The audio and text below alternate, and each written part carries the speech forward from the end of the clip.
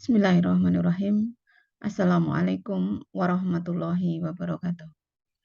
Alhamdulillah, alhamdulillahilladzi hadana lihada wa ma kunna linahtadiya laula an hadanallah. Asyhadu an la ilaha illallah wa asyhadu anna Muhammadan abduhu wa rasuluh. Allahumma shalli ala Muhammad wa ala ali Muhammad amma ba'du. Ibu-ibu sahabat Salimah yang saya cintai, alhamdulillah hari ini kita berjumpa kembali dalam kajian Tarbiyatul Aulad fil Islam sesi yang ke-12. Masih dalam rangkaian menanamkan keimanan kepada anak-anak kita, hari ini kita akan membahas tentang mengenalkan konsep halal dan haram kepada anak-anak kita. Kenapa kita perlu mengenalkan konsep halal dan haram? Karena memang sebagai manusia yang hidup bersama masyarakat, hidup bersama manusia yang lain, juga sebagai seorang hamba Allah Subhanahu wa Ta'ala, kita diberikan tuntunan agar hanya memilih yang halal dan baik saja. Karena berkaitan dengan perlakuan kita, berkaitan dengan makanan kita, halal dan haramnya makanan kita akan berpengaruh pada perilaku kita. Halal dan haramnya makanan kita akan berpengaruh terhadap doa-doa kita. Oleh karena itu, kita perlu mengenalkan konsep halal dan haram ini kepada anak-anak kita sejak awal, supaya anak-anak kita terselamatkan dari hal-hal yang haram. Nah, bagaimana kita mengenalkan konsep halal dan haram ini kepada anak-anak kita? Marilah kita kaji bersama tentang mengenalkan konsep halal dan haram kepada anak-anak. Allah Subhanahu wa Ta'ala berfirman dalam surat Al-A'raf ayat 157. A'udzu billahi minasyaitonir rajim. Bismillahirrahmanirrahim. Wa yuhillu lahumut thayyibat wa yuharrimu 'alaihimul khaba'ith. Dan menghalalkan bagi mereka segala yang baik dan mengharamkan bagi mereka segala yang buruk. Allah Subhanahu wa Ta'ala menghalalkan untuk kita hal-hal yang baik untuk kebaikan kita. Dan Allah mengharamkan hal-hal yang buruk dari kita supaya kita selamat dan terhindar dari keburukan-keburukan. Di ayat yang lain Allah berfirman, A'udzu billahi minasyaitonir rajim. Ya ayuhan nas, kulu mimma fil ardi halalan thayyibah. Wa la tattabi'u khutuwatis syaiton. Innahu lakum aduwwum mubin. Wahai manusia, makanlah segala yang dihasilkan dari bumi ini yang halal dan yang baik-baik. Dan janganlah kamu ikuti jejak langkah setan, karena setan adalah nyata-nyata musuh bagimu. Surat Al-Baqarah ayat 168. Ibu-ibu sekalian, Allah Subhanahu wa Ta'ala memerintahkan kepada kita agar memilih makanan yang halal dan thayyiban, halal dan baik. Salah satu amanah kita sebagai seorang ibu menyediakan makanan pada anak-anak kita, kepada keluarga kita. Maka kita harus memiliki pemahaman yang cukup tentang makanan yang halal dan yang haram, supaya kita terhindar dari menyediakan makanan-makanan yang haram bagi keluarga kita.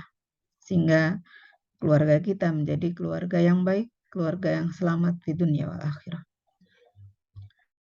Di ayat yang lain, surat Al-Baqarah ayat 173, Allah berfirman, Innama harrama alaikumul maitata wad dama wa lahma khinzir wa ma uhilla bihi li ghairillah. Wa man iturra ghaira baghi wa la 'adin fala isma alaih. Innallaha ghafurur rahim. Sesungguhnya Allah hanya mengharamkan kepadamu bangkai, darah, daging babi, dan sembelihan yang diperuntukkan selain Allah. Mereka yang terpaksa makan dengan tidak berniat melanggar atau melampaui batas, tidaklah berdosa. Allah sungguh Maha Pengampun lagi Maha Penyayang. Ya. Allah mengharamkan bangkai, Allah mengharamkan darah, dan mengharamkan daging babi. Karena di dalamnya, di dalam bangkai, dalam darah, dalam daging babi, terdapat hal-hal yang buruk bagi manusia. Karena itu, apabila seseorang terpaksa dan tidak ada lagi yang dimakan, lalu dia terpaksa memakannya dengan tanpa niat melanggar atau melampaui batas, tidak ada dosa. Nah, ketika kita tidak ada halangan, ya, tidak ada alasan untuk menghindari barang-barang ini, kita harus menghindarkan diri kita dari makan bangkai, darah, dan daging babi. Tentu selain bangkai ikan-ikan di laut, ya. Dan Rasulullah Shallallahu Alaihi Wasallam juga memberikan penjelasan dalam beberapa hadis, ada beberapa binatang yang tidak boleh dimakan, diantaranya seperti binatang-binatang buas yang bertaring, keledai jinak, dan hal-hal yang lain yang binatang-binatang menjijikkan seperti tikus dan sebagainya. Nah, bagi kita para orang tua, para ibu, perlu memberikan penjelasan kepada anak-anak sejak kecil supaya anak-anak kita hanya memilih makanan-makanan yang halal saja. Di dalam hadis dari Abu Abdillah Nu'man bin Bashir radhiyallahu an, dia berkata, saya mendengar Rasulullah Shallallahu Alaihi Wasallam bersabda, Innal halala bayyinun wa innal harama bayyin. Sesungguhnya yang halal itu jelas dan yang haram itu jelas. Ya. Yang halal sudah jelas dan yang haram juga sudah jelas. Meskipun di antara yang halal dan yang haram itu ada yang syubhat.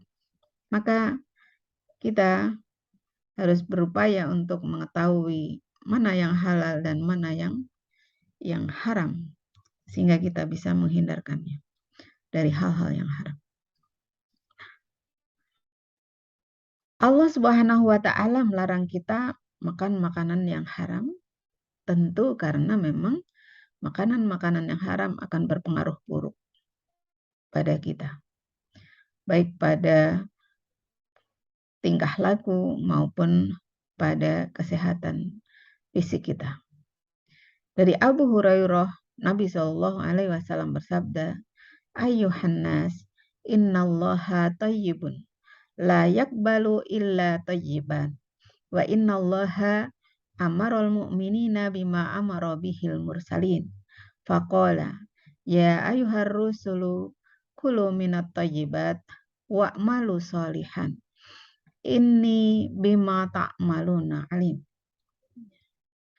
Wa qala ya ayyuhalladzina amanu kulu min tayyibati ma razaqnakum. Tsumma dzakara ar-rajula yutilu safar as'asa akbara yamuddu yadaihi ila sama. Ya Rabbi, ya Rabbi, wa mat'amuhu haram, wa masrabuhu haram, wa malbasuhu haram, wa gudiya bil haram, fa anna yustajabu lidalika, ya, fa anna yustajabu lidalika, ya. Wahai sekalian manusia, sesungguhnya Allah itu baik. Allah tidak akan menerima sesuatu melainkan dari yang baik. Dan sesungguhnya Allah telah memerintahkan kepada orang-orang mukmin seperti yang diperintahkannya kepada para rasul. Allah berfirman, wahai para rasul, ya ayyuhar rasul, makanlah makanan yang baik-baik, yang halal, dan kerjakanlah amal soleh. Sesungguhnya aku maha mengetahui apa yang kamu kerjakan. Dan Allah juga berfirman, wahai orang-orang yang beriman, makanlah rizki yang baik-baik yang telah kami rizkikan kepadamu. Kemudian Nabi Shallallahu Alaihi Wasallam menceritakan tentang seorang laki-laki yang telah menempuh perjalanan jauh sehingga rambutnya kusut, masai dan berdebu. Orang itu mengangkat tangannya ke langit seraya berdoa, "Wahai Tuhanku, wahai Tuhanku." Padahal makanannya dari barang yang haram, minumannya dari yang haram, pakaiannya dari yang haram, dan diberi makan dari yang haram. Maka bagaimanakah Allah akan memperkenankan doanya? Hadis riwayat Muslim. Ketika seseorang memakan makanan yang haram, minum minuman yang haram, pakaiannya dari yang haram, maka doanya tidak diterima oleh Allah Subhanahu wa taala. Nah, disinilah kita harus berhati-hati tentang makanan kita. Memastikan bahwa makanan kita adalah makanan yang halal. Jangan sampai kita memasukkan makanan yang tidak halal secara sengaja. Nabi Shallallahu Alaihi Wasallam juga mengatakan pada saat perbaikilah makananmu, maka doamu akan mustajab. Jadi ketika kita menjaga makanan kita, maka insya Allah doa-doa kita mustajab. Makanan yang haram juga akan menghalangi seseorang masuk surga. Dari hadis riwayat Tirmidzi, Ibnu Majah dan Ahmad, dikatakan di sini laut itu suci airnya dan halal bangkainya. Dan tidak akan masuk surga siapa saja yang dagingnya tumbuh dari makanan yang haram. Neraka lebih utama untuknya. Na'udzubillahi min dzalik. Jadi makanan yang haram akan menyebabkan seseorang terhalang masuk surga. Karena itu kita harus menghindarinya. Nah, sekarang bagaimanakah kita mengenalkan konsep halal dan haram itu kepada anak-anak? Yang pertama, secara umum, karena bukan hanya berkaitan dengan makanan saja tentang halal dan haram ini, maka secara umum fahamkan kepada anak-anak kita tentang hal-hal yang baik dan yang buruk. Bahwa dalam kehidupan kita mengenal ada hal-hal yang baik, ada hal-hal yang buruk. Berkaitan dengan perilaku, berkaitan dengan tindak tanduk, hubungan kita sama manusia, maka ada hal-hal yang dibolehkan dan ada yang tidak dibolehkan. Seperti berkata-kata yang tidak sopan, berperilaku yang tidak sopan, semuanya adalah hal-hal yang buruk yang tidak boleh dilakukan.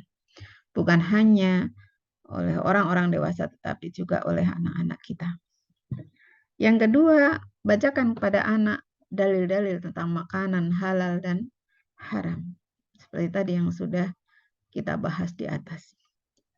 Kita beritahukan kepada mereka bahwa Allah Subhanahu wa taala telah memerintahkan kepada kita supaya makan makanan yang halal.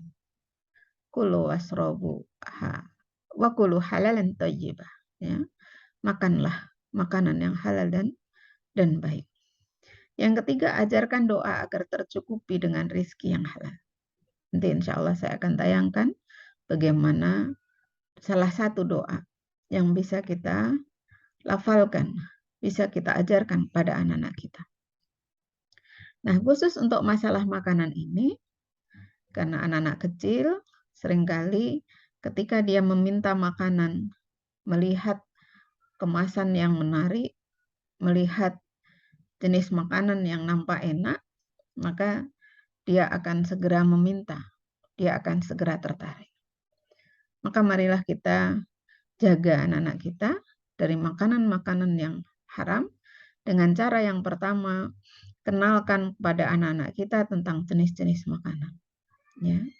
Ada makanan yang baik untuk tubuh kita, ada makanan yang buruk untuk tubuh kita.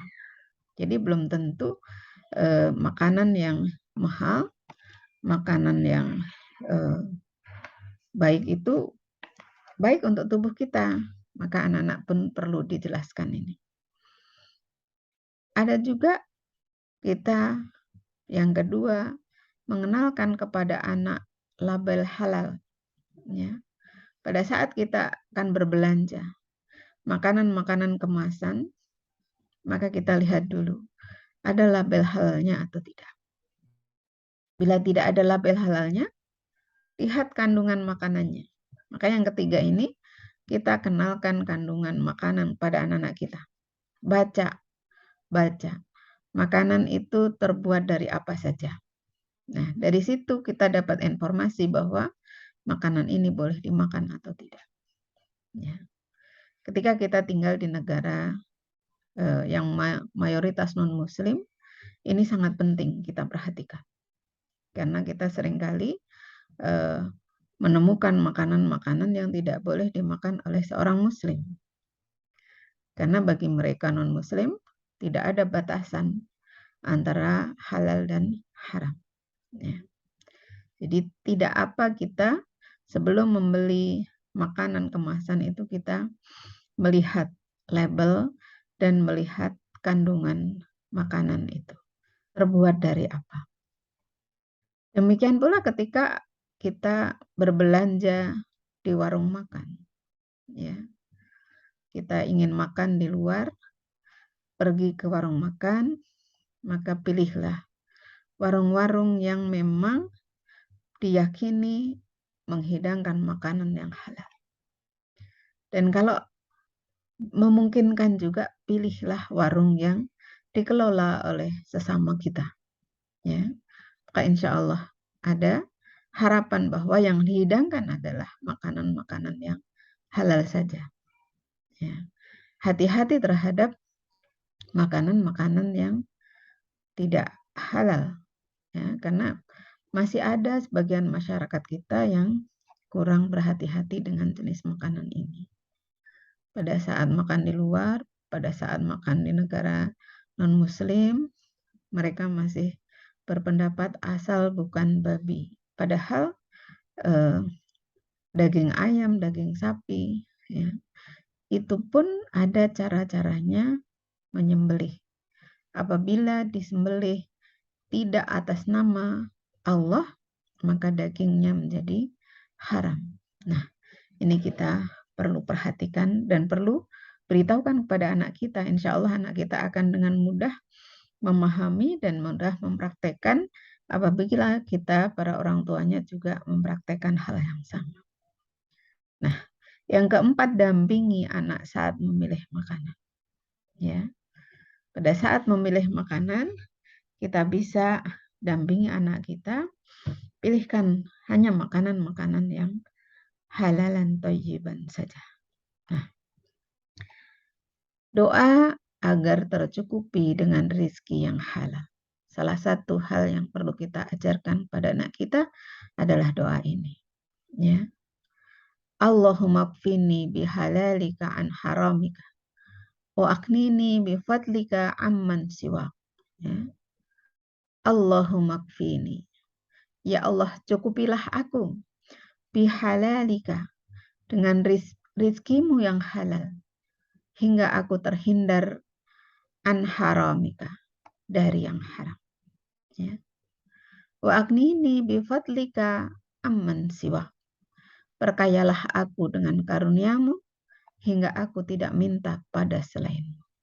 Ya. Meminta kepada Allah rizki yang halal.